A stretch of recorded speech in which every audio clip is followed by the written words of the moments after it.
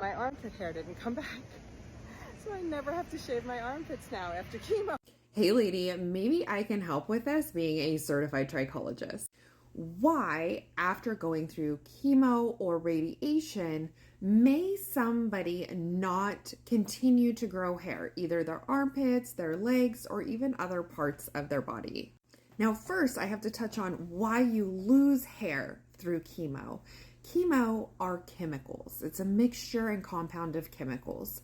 So while you are undergoing treatment, those chemicals in your blood, when they start reaching the hair follicles, will burn the hair and the hair follicle off right at where it meets the scalp area, the surface of the scalp area.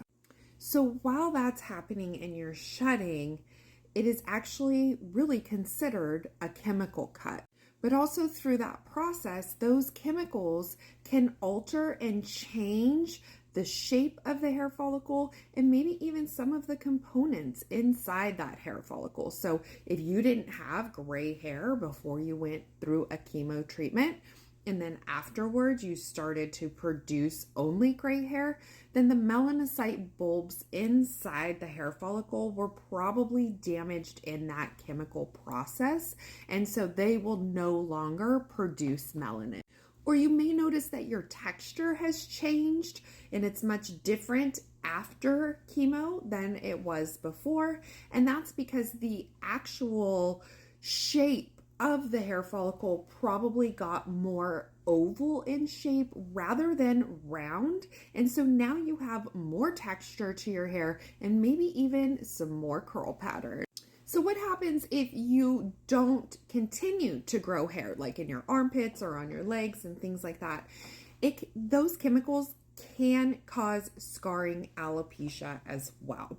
And so really what happens, those hair follicles, they go dormant, and if that happens for a really long time, they will eventually just scar over, or the chemicals inside the chemotherapy that you're taking, because there's many different types.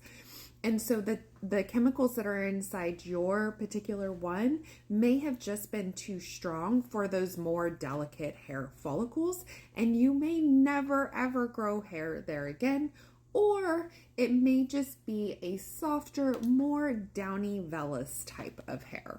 And now this video would not be complete if I also did not explain radiation. Radiation is a little bit different, and so with radiation there is a higher risk of scarring alopecia, but you can have the same risks with radiation where you will have a change in texture and you could even have a change in density. So I hope that helped. I love you all. Bye guys.